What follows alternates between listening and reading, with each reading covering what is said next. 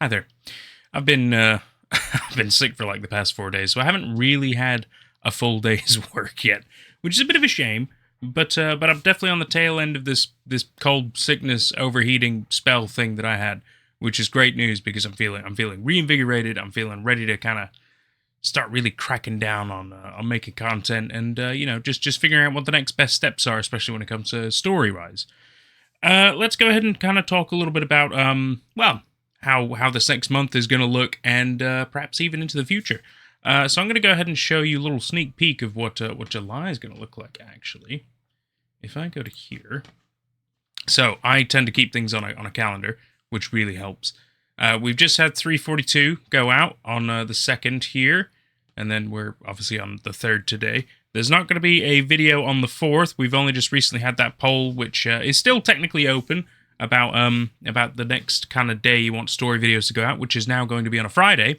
So as you can see, starting on the 11th of July, you're going to start having a second story video go out. So red means that I have the story, but I haven't recorded it or done any of the editing or anything like that. I haven't made the video. Green means I've made the video. It's ready to go. It's locked and loaded kind of stuff. So as you can see, this is kind of where I'm at. I've already done these ones. I've got a lot of other ones locked and loaded, ready to kind of start recording and editing and everything, but I haven't gotten around to doing it. If you're ever curious about how far ahead I try to keep myself, it's about a month. This is August. I've only got it like the 22nd loaded, but yet again, not like these are stories that I've read, but I haven't done any recording or anything like that yet. Just to kind of give you a little sneak preview of of how my mind works. And no, I'm really excited about giving you guys 2 stories a week. I think that's going to be a little bit more exciting for me as well. I mean, if anything, I read this amount of stories anyway, so it's going to be nicer, and it's what you guys want as well, and it gives me a bit more workload without going overboard. Another thing we have to obviously talk about is the amount of stories I get are typically from r/no sleep, but I'm happy to take recommendations from you guys about maybe other sources or other subreddits where you want me to cover certain stories. Yet again, I'll have to try to get permissions and things like that, but that's my homework. I'm not too worried about that. Otherwise, oh god, excuse me. Otherwise, the other thing we could do is I've got my own subreddit, which some of you might know at this point, which is the r/Nate at Night network, where I'm going to start reading these stories as well on these videos. And what's really important to know is obviously not all the stories there might be scary stories. I still want you to submit stories if you have a story and you want to share it. Because if it's not a scary story, it's not going to go on Nate at Night. It'll go on Nate at Day instead. But it'll still get the same kind of treatment. I think it's going to be really nice. I'm really looking forward to reading a whole lot more stories. Oh God, my brain. I was so ready. I kind of like prepped myself. I wrote down bullet points and everything, and my brain is totally forgot what I was talking about. Shit.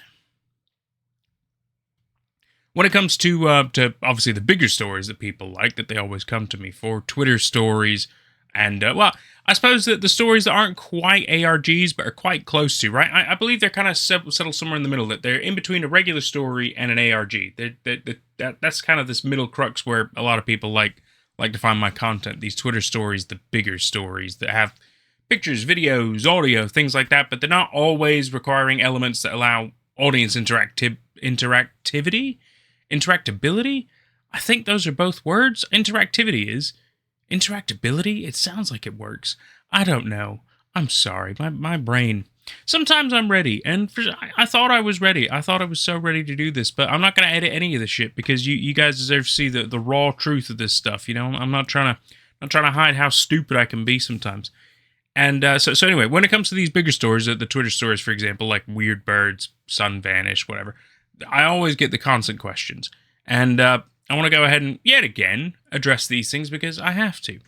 And I'll let you know where the status is with these things. So when it comes to Weird Birds Part 3, as I've probably mentioned quite a number of times, I'm in constant communication with Arcasuchus as best as we can. Yet again, we're both busy people, busy lives. Understandable. But we're friends on Discord, right? And that's one way we communicate and obviously keep in touch with everything. That's how I found out about the plushies and everything, which is why I told you guys about that, because that's freaking awesome, right? And even on there, I even confirmed. I was like, hey, Part 3 is not done, right? And Arcasuchus says, no, it's not done. Arc would let me know. because, you know, like, it's awesome. Come on. Of course I know. Come on, guys. I'm not born yesterday, all right? Come on. I'm 33 years old. I know what I'm doing at this point. In some regards, to be fair. In some things, I am still stupid. I will concede that point. When it comes to The Sun Vanished, I hate to have to say this yet again for the millionth time, but I will, just to be on the absolute safe side for the 5 people who watch this. The creators, they went on a hiatus. They kind of stopped working together. I don't know the full details of it. I just know the bits that Theo told me, one of the creators themselves. And yeah, they've all been working on their own projects, living their own lives, everything. They just never really came back to it, you know? And I'm not saying it's impossible that it would ever come back, but it's looking very, very unlikely. Now, if for some crazy reason that changes, I'll be sure to let you know. I will totally be sure to let you know. But otherwise, don't worry about it. It just is what it is. I'm really sorry. The other interesting piece of news, though, somebody did tell me about a potential new Twitter-like story over on Blue Sky by Mike Donovan. I don't know how you pronounce it because I don't spell Donovan like that. I'm keeping an eye on it. It looks like it's about UFOs. It's still going, so I'll keep an eye on it and I'll keep you posted because could be pretty fun. I don't know. I mean, you know, that's the thing. These things develop, right? And I'm happy to give it time, let it cook, see what happens, right? When it comes to other kinds of stories that yet again might kind of push boundaries and have a bit of fun and everything. One that I'm quite excited to tell you about is called The Lure of Crackmoth, which The Lure of the Crackmoth. The Lure of the Crackmoth, which is a story that my dad and his buddy Gaz and myself are all kind of collaborating on with the effort. My dad is the one writing it. Gaz is the one doing the illustrations, almost kind of like a graphic novel comic style, which looks it's going to be fucking sweet. I'm not going to lie to you. It looks really good. And I've read what my dad's written so far, and it's dripping. It's oozing with atmosphere. It's going to be really, really good. It's akin to Lovecraftian elements and things. It's going to be so sweet. It's going to be so sweet. I'll give you a little teaser image real quick, just to kind of show you how it just looks so good, doesn't it? It just looks so fucking good. Yet again, that's not done. That's all you're getting. It's going to be fucking sweet, though. I'm really looking forward to that. No idea when that's going to be. So, you know, it'll happen when it happens. The other thing is obviously my story project, which is kind of started with the Moonblink Part 1. So let me delve a little bit more into the details of what I'm doing and how it's all gonna work and stuff. But I don't want to do a big old tell-all just yet. We're not quite at that stage. So my overall story project is called the Infinity Bureau, and it's I believe some people refer to it kind of like I think Magnus Archives or SCP Control, things like that, which I definitely believe there are parallels to that. Absolutely. I mean, that's where a lot of inspiration I would say comes from. But I've always liked the idea of being able to tell interesting little anomalous cases, but with like a level of bureaucracy, I suppose. You want to just kind of with documentation and logs and things like that. I think it's kind of fun. And the Moonblink is the first case that is going to be coming to light that kind of reveals who these people are and opens up the larger world of the other cases that are being worked on or have been worked on per their story. I think it's going to be really fun. I'm getting quite a number of collaborators involved. I'm potentially getting some more voice people involved as well.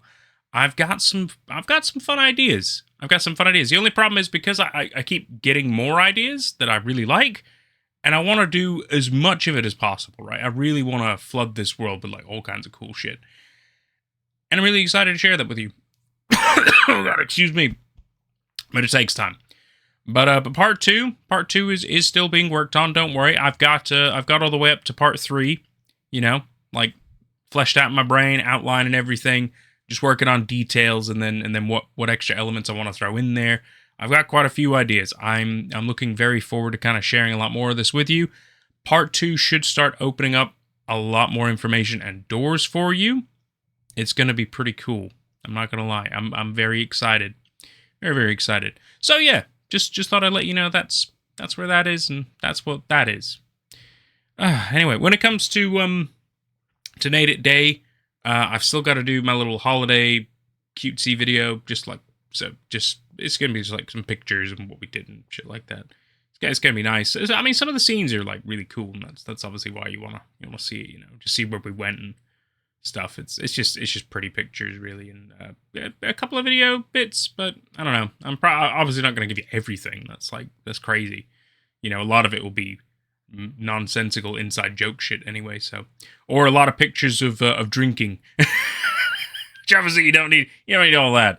So yeah, that's just Brits abroad every time, isn't it? Yeah. Anyway, I think that's about it for now.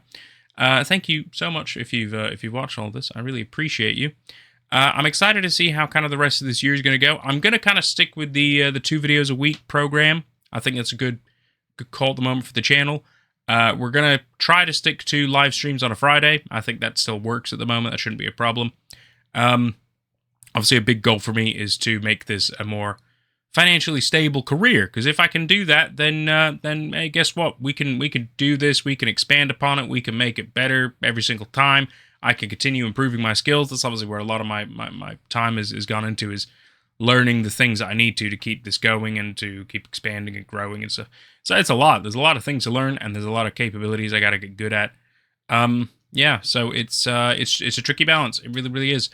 Thank you so much for watching and for all your love and support. It really means a lot. I wouldn't have got this far without any of you. So give yourselves a pat on the back. Honestly, you're such great people. And we'll see you for whatever's next. Take care out there.